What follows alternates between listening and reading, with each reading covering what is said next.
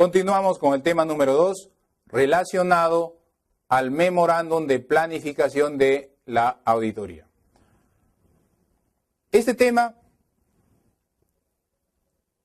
tiene dentro de su estructura conocer en detalle este documento del memorándum.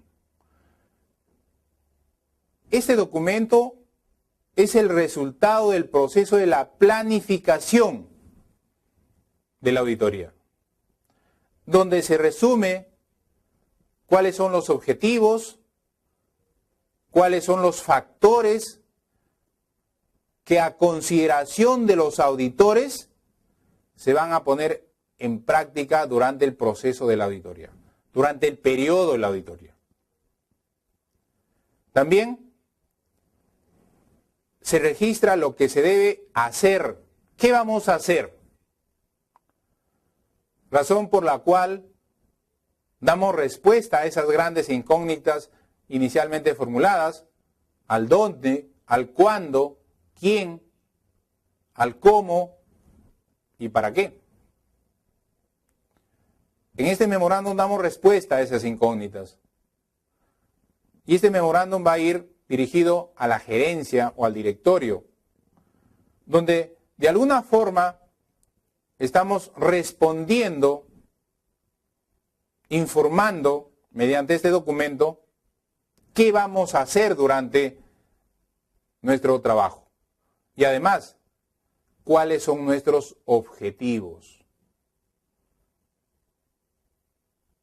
Y me adelantaría a mencionar uno de ellos. En una auditoría financiera, el objetivo de la auditoría es emitir una opinión respecto a la razonabilidad de los estados financieros. Ese es un principal objetivo. Este memorándum, como quiera que es un documento técnico, un documento de mucha utilidad previo al informe, tiene una estructura donde vamos a establecer inicialmente cuáles son los objetivos de nuestro trabajo. Comprende precisar cuál es el compromiso del auditor frente al cliente. Debemos de, por intermedio de este documento, precisar en qué nos comprometemos como profesionales. El conocimiento del cliente o la naturaleza de sus observaciones, también hay que redactarlo, en mérito a que ya hemos hecho una etapa preliminar, ya conocemos al cliente, identificar que conocemos la naturaleza, las operaciones del cliente. Pero en la medida que hayamos conocido sus actividades, sus operaciones, su estructura orgánica, también en el camino hemos determinado algo muy importante: su fortaleza y sus debilidades.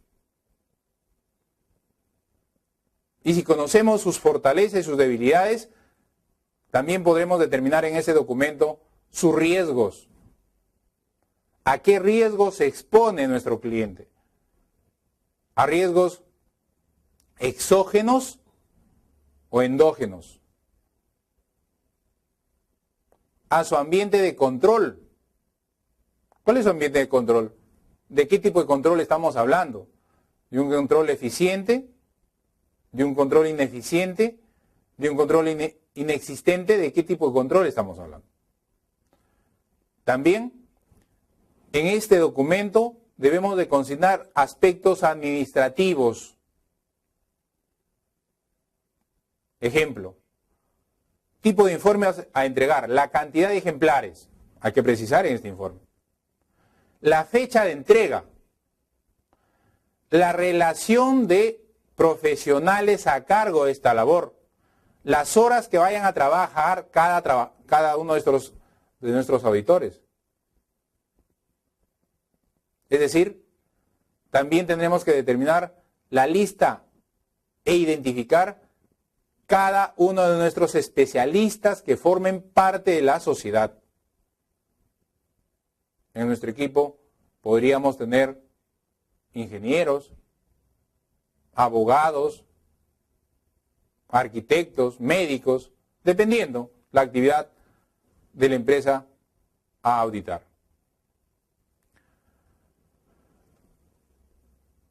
Este memorándum se realiza al finalizar el planeamiento, porque ya a este documento se le debe adicionar los procedimientos de auditoría que vayamos a utilizar. Debemos de contar con todos los elementos que nos permita elegirlos eficientemente para realizar una auditoría de carácter técnica, de carácter científica. Sin embargo, cuando planificamos, cuando sugerimos, cuando redactamos ese programa de auditoría y donde consignamos los procedimientos, en ese aspecto debemos de ser flexibles. Los programas de auditoría se utilizan o se realizan en la etapa del planeamiento, pero se ejecutan en la etapa del trabajo de campo o de ejecución. Pero podría darse en algunos casos, si se dan, que el auditor encargado, el que está realizando el cumplimiento de algún programa, determine que algún procedimiento no es aplicable y a sugerencia de éste podría ser modificado, reducido, ampliado o simplemente reemplazado por otro. Los programas son flexibles, no son rígidos. En el memorándum también debemos de consignar